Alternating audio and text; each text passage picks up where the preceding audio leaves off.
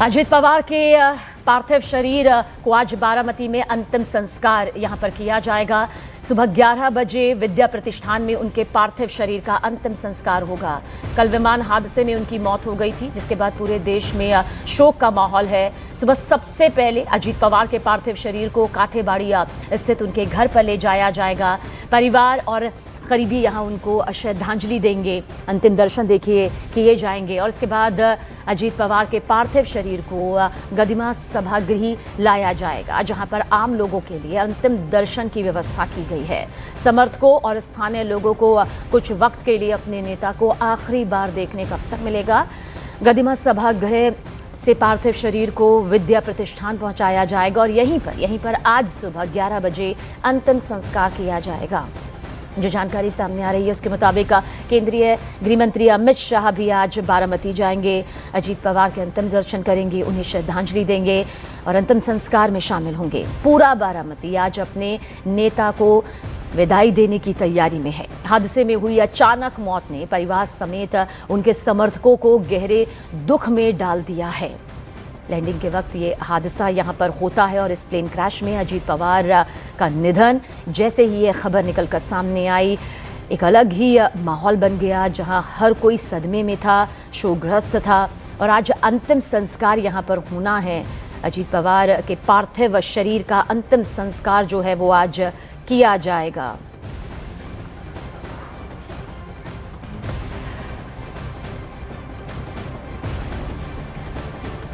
और हमारे सहयोगी विवेक गुप्ता ज्यादा जानकारी के साथ मौजूद हैं। विवेक, यही जानना चाहते हैं कि अंतिम संस्कार की वो कौन सी वक्त यहाँ पर होगा, कौन कौन इसमें शामिल होगा, क्योंकि नम आंखों से जाहिर सी बात है उनका परिवार, उनके समर्थक, उनके कार्यकर्ता आज उन्हें विदाई देंगे। पूरा कार्यक्रम आपसे जानना चाहेंगे।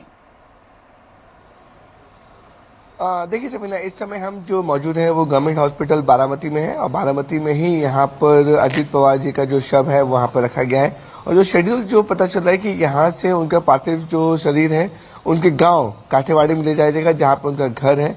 वहाँ पर जो गाँव में जो भी उनके जो लोग हैं, जो परिवार वाले लोग हैं, वहाँ पर उनका अंतिम दर्शन करेंगे।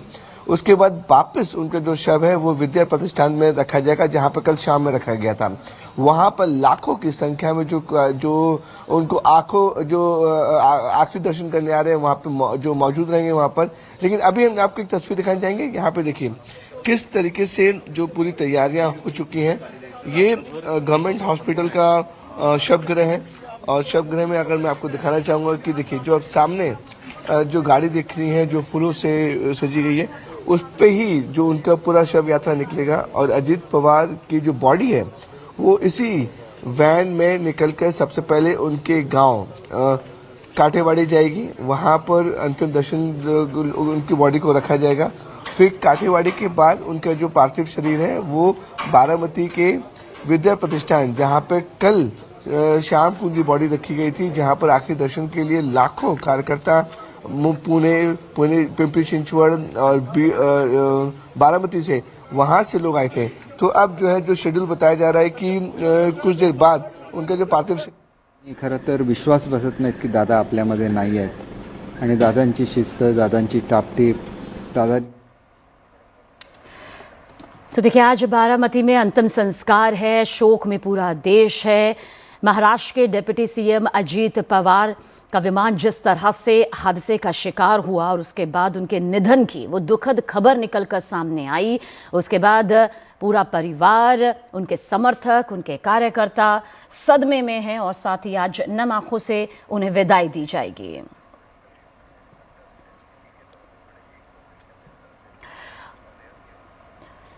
और विवेक गुप्ता हमारे सहयोगी हमारे साथ मौजूद है। विवेक, आज अंतिम विदाई दी जाएगी अजीत पवार को, लेकिन इस बीच थोड़ा वो सियासी पहलू भी जानना चाहेंगे जो एनसीपी को लेकर, उनके दो धड़ों को लेकर यहाँ पर सामने आ रहा है, क्योंकि जाहिर सी बात है ये वक्त बेहद गमगीन है उनके कार्यकर्ता, समर्थकों और साथ ही उनके परिवार के लिए। लेकिन इस बीच क्योंकि वो एक बड़ी राजनीतिक हस्ती हैं, क्या कुछ उससे जुड़ी आपको अंदर खेमे से वो खबर निकलकर सामने आती है? सबने देखिए इसमें कोई डाउट नहीं है। देखिए पॉलिटिकल टर्मोल हर हाल में होगा, लेकिन आज का ये दिन उसके डिस्कस करने के लिए नहीं, क्योंकि बहुत सारे जो लोग हैं वो इस स्थिति में नहीं है। जंग के कार्यकर्ता की बात करें या फिर महाराष्ट्र के किसी भी पॉलिटिशियन की हम बात करें, चाहे वो कोई भी पार्टी का हो, वो इस कंडीशन में नहीं है कि आज के दिन वो राजनीति की बातें करें कि आने वाले दिनों में क्या होगा क्या नहीं होगा।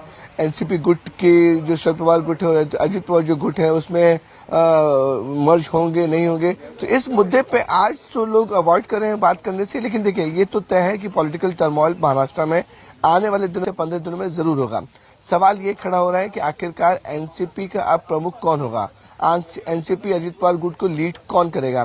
जो आ रही है सामने, क्योंकि जो पत्नी सुनेत्रा पवार है, सांसद है, राज्यसभा सांसद है, उनको भी कमान दी जा सकती है कि वो पॉलिटिक्स में ऑलरेडी हैं, सांसद हैं, राज्यसभा सांसद हैं, तो हो सकता है कि अजित पवार के जो मृत्यु के बाद जो एनसीपी की लीड जो है वो उनको दे दी जाए।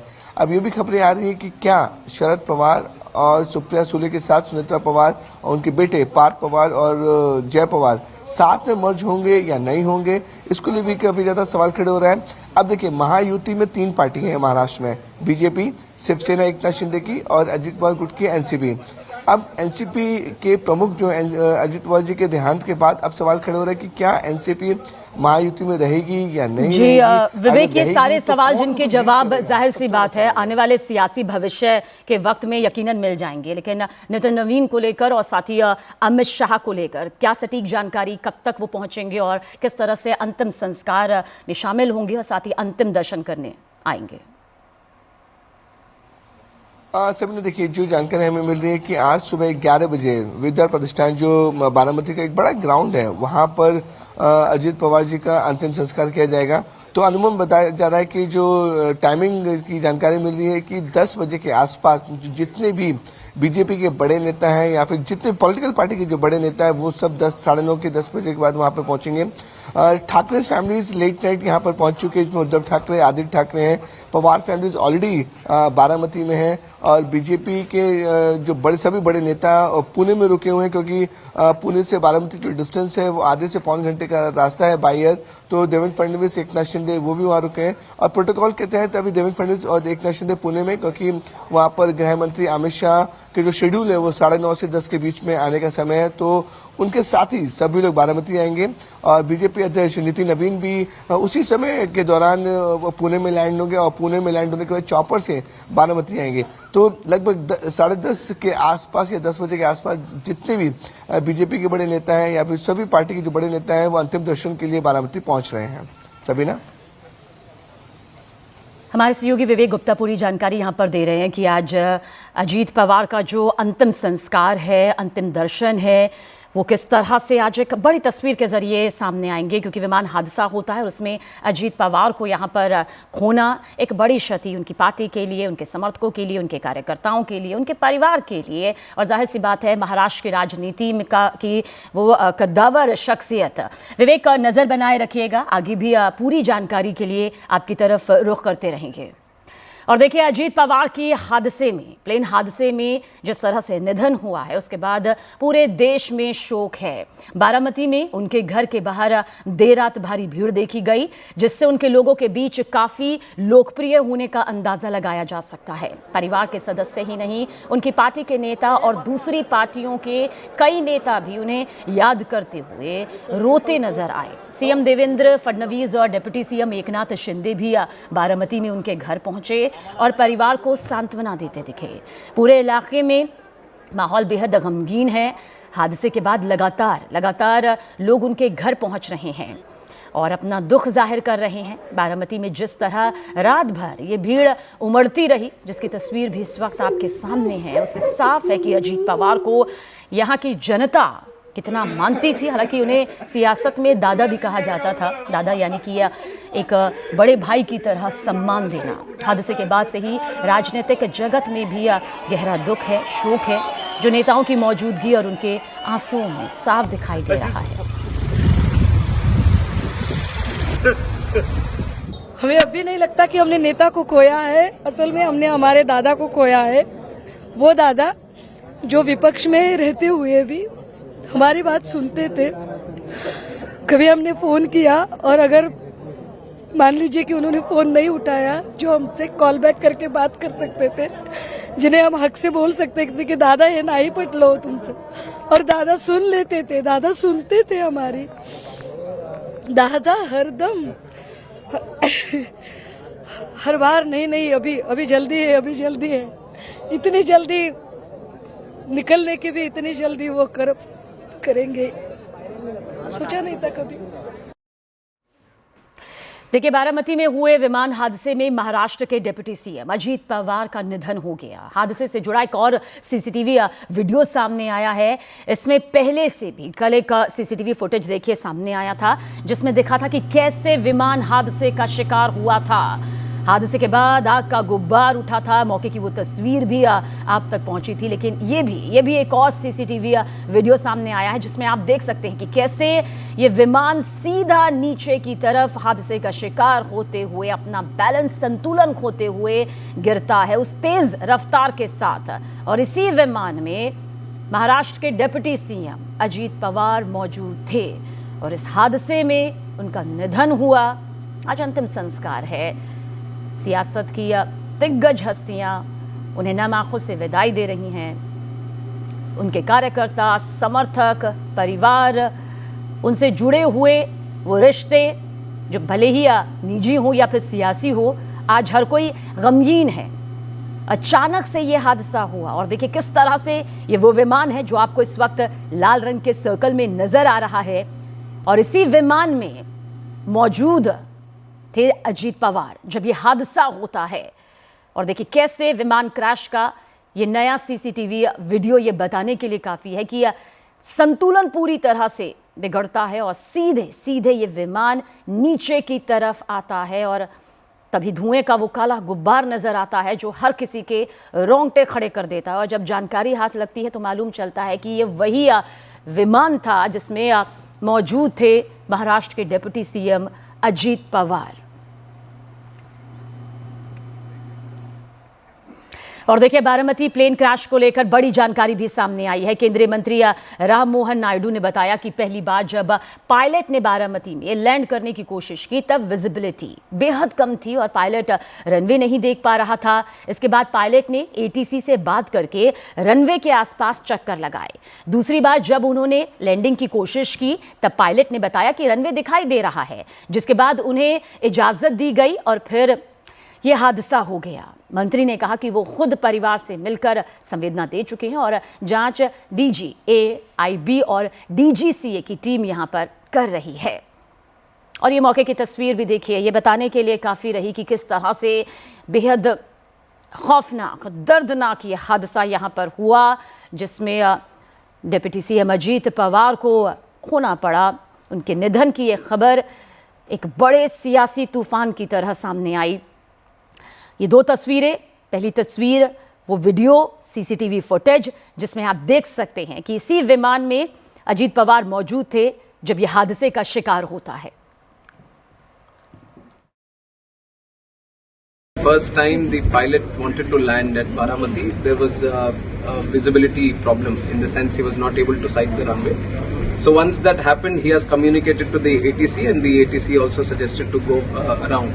So he has hovered around the runway and then when he came back to land again, that was when the discussion happened again between the ATC, which is at the Baramati airport. And there again at the communication level, when they asked about the sighting of the runway, the pilot seems to have sighted the runway and the clearance was given for landing, and that was when this incident also happened. और वहीं Baramati plane crash के बाद देखिए अब plane के captain Sumit Kapoor से जुड़ी exclusive जानकारी भी सामने आई है। दी गई जानकारी के मुताबिक सुमित कपूर पर पहले भी गंभीर अनुशासनात्मक कार्रवाई हो चुकी थी। बताया गया कि साल 2010 और 17 दोनों बार उन्हें ऑपरेशन के दौरान शराब के सेवन में पॉजिटिव पाया गया था। पहली घटना 13 मार्च साल 2010 की, जब दिल्ली बेंगलुरु रूट की उड़ान S2231 के संचालन से पहले टेस्ट में वो अल्कोहल पॉजिटिव पाए गए थे। और इसके बाद 7 साल बाद यानी कि 7 अप्रैल 2017 को फिर उन्हें दिल्ली गुवाहाटी फ्लाइट S24721 के ऑपरेशन के दौरान BA टेस्ट में पॉजिटिव यहां पर पाया गया था। इन दोनों मामलों के बाद 24 अप्रैल 2017 को आदेश जारी कर उन्हें 3 साल के लिए सस्पेंड कर दिया गया था। बारामती प्लेन क्रैश की जांच में ये जानकारी अहम मानी जा रही है क्योंकि वो प्लेन के कैप्टन यहां पर रहे और ऐसे में अब सुमित कपूर से जुड़ी हुई ये जानकारियां बेहद खास मानी जा रही हैं कि प्लेन उड़ाने के दौरान शराब का सेवन करने पर उन्हें किस तरह से दोषी पाया गया था और अनुशासनात्मक कार्रवाई भी कैप्टन सुमित पर की गई थी। 3 साल के लिए उन्हें सस्पेंड तक कर दिया गया था।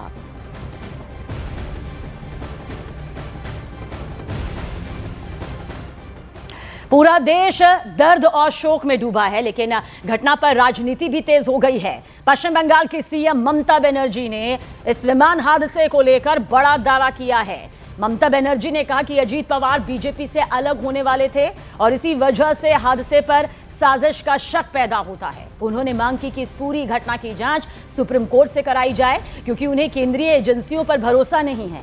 दूसरी तरफ अजीत पवार के निधन के बाद शरद पवार ने चुप्पी तोड़ी और साफ कहा कि ये एक हादसा है, इसे राजनीतिक रंग देना ठीक नहीं। शरद पवार ने यह भी कहा कि महाराष्ट्र को बहुत बड़ा नुकसान हुआ है और इस कमी को पूरा करना बेहद मुश्किल है।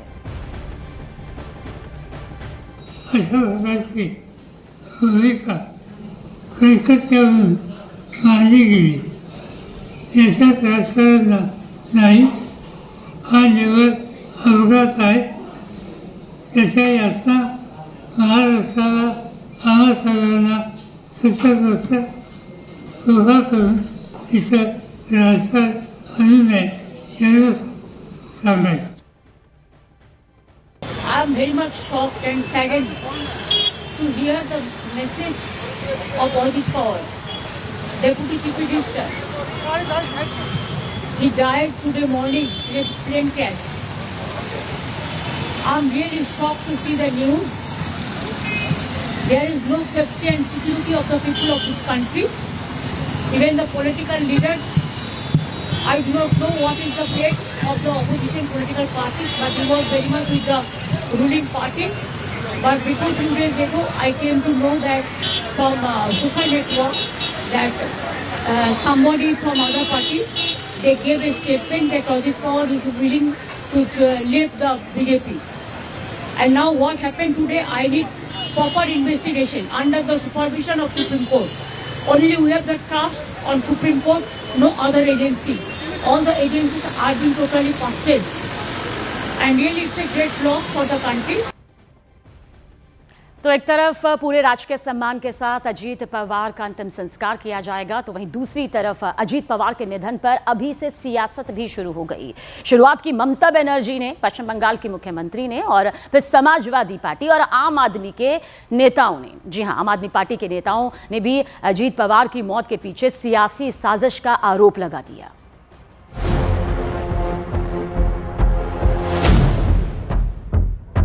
And now what happened today, I need proper investigation under the supervision of Supreme Court. Only we have the...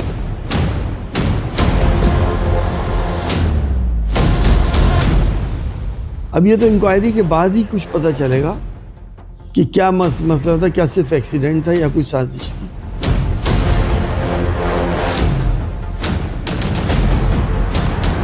तो इस बात की जांच होनी चाहिए कि एयरक्राफ्ट में कहां से कैसे क्या गड़बड़ी हुई और इतना बड़ा हादसा हुआ।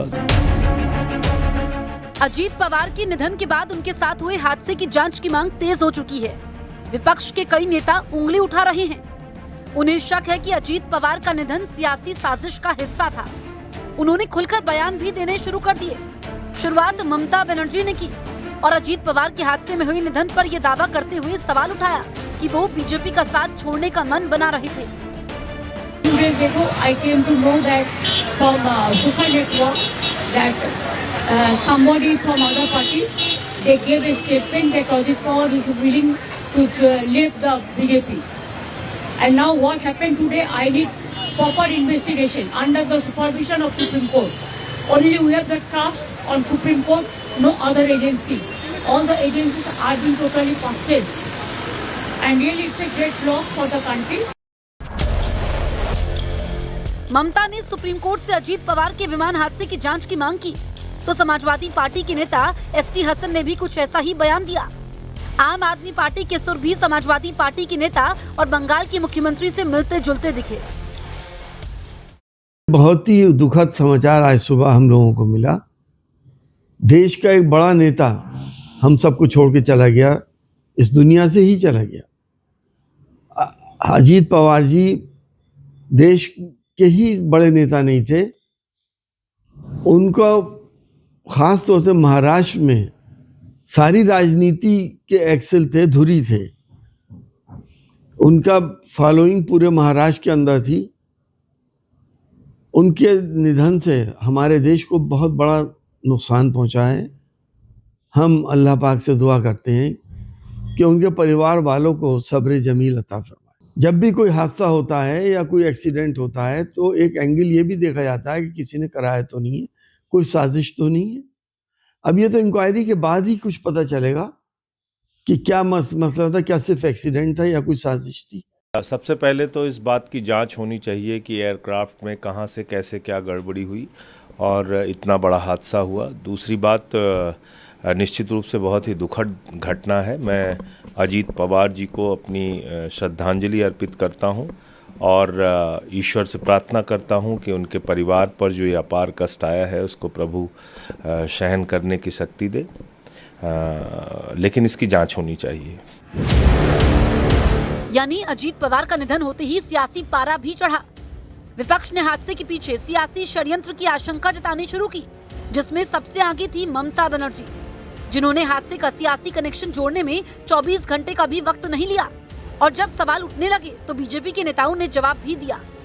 हम लोग सब बहुत शोकमय हैं कि इतना बड़ा हादसा सुबह सुबह हुआ है। आज पार्लियामेंट में सब यही बात कर रहे हैं कि कितना ज्यादा सब इसमें जो है, और सब लोग जो है हेलीकॉप्टर से सफर करते हैं, सब तरीके की, ये हम लोग भी इस तरह से ट्रैवल करते हैं। तो इस समय पर इतनी नीच बातें करना, आई थिंक ये बहुत ही, उनको भी थोड़ा तो मतलब संयम अपनाना चाहिए। ममता जी पॉलिटिक्स करे वो अलग चीज है, लेकिन किसी को जाति क्षति बचाई है उन्होंने।